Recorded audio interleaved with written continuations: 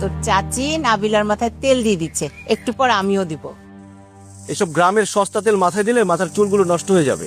নাবিলা, তুমি এসব গ্রামের সস্তা তেল কেন দিচ্ছ? চাচিমা বললো তাই।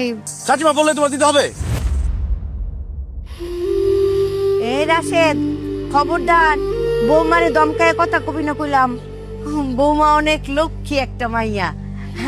বৌমার মাথায় তেল দিয়ে দিলে চুল মোটেই নষ্ট হইব না, বরং বৌমা আরাম পাইব।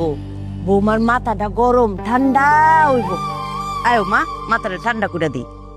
আম্বিয়া, তুমি একটা কাজ করো তো, এই রাশেদের মাথাও তেল দিয়ে দাও। ওর মাথাটা না সব সময় গরম থাকে। ঠিকই কইছেন ভাবি।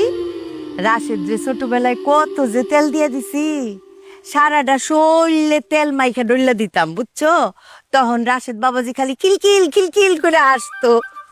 এখন তো বড় হইয়া রাশেদ বাবাজি সব কিছু ভুললা গেছে গা, চাষিরে ভুললা গেছে গা। রাশেদ বাবাজি আসো, বসো, তেল দিয়ে দিই তোমার মাথায়, আসো। আমার মাথায় তেল দিতে হবে না, তেল আপনার মাথায় দেন। আমার তো মনে হয় আপনার মাথায় সমস্যা আছে। নাবিলা, তুমি এটা কার শাড়ি পরেছো? চাচিমার শাড়ি। চাচিমা বললো শাড়িটা পরতে। আমাকে সুন্দর লাগছে না? এসব সস্তা শাড়িতে কাউকে সুন্দর লাগে না। তোমাকে বাজে লাগছে, বিশ্রী লাগছে, গ্রামের গরিব মহিলাদের মতো লাগছে। গ্রামের মানুষ যদি দেখে যে আমার বউ এরকম সস্তা শাড়ি পরে আছে, আমার মান সম্মান থাকবে?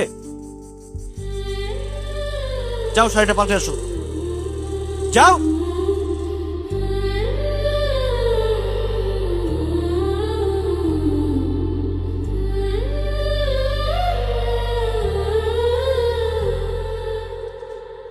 রাশেদ, তুই এটা কি কথা বললি? হ্যাঁ, তোর চাচির শাড়িটা কম দামি হইতে পারে, কিন্তু এই শাড়ির মধ্যে যে মায়া, আদর, ভালোবাসা, এগুলো তো অনেক দামি রে বাবা। এগুলো তুই কই পাবি? তোর চাচিকে এই কথাটা বলাতে ঠিক হয় না। কোনটা ঠিক আর কোনটা ঠিক না সেটা আমাকে বোঝাতে আসবে না, আমি খুব ভালো করে বুঝি। উনি গ্রামের মহিলা তো, আমার বউ গ্রামে বেড়াতে এসছে, উনি আমার বউকে গ্রামের মহিলাদের মতো বানাতে যাচ্ছে। এটা আমার একদম পছন্দ না। আম্বিয়া, তুমি মন খারাপ করো না। আমি তোমাকে বলছি না, ওর মাথাটা সবসময় একটু গরম থাকে। কি সব আবুল তাবল বলে, আমাদেরকেও বলে, আমরা কিছু মনে করি না। তুমি কষ্ট পেও না বোন। দাও আমার দিল দে। আসো তো, আসো। তোমার হাতের তে এ আরাম আমার থেকে কে জানো বলে দাও তো।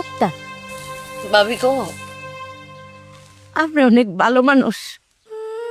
তুমিও অনেক ভালো মানুষ আম্বিয়া। আমরা সবাই তোমাকে অনেক ভালোবাসি।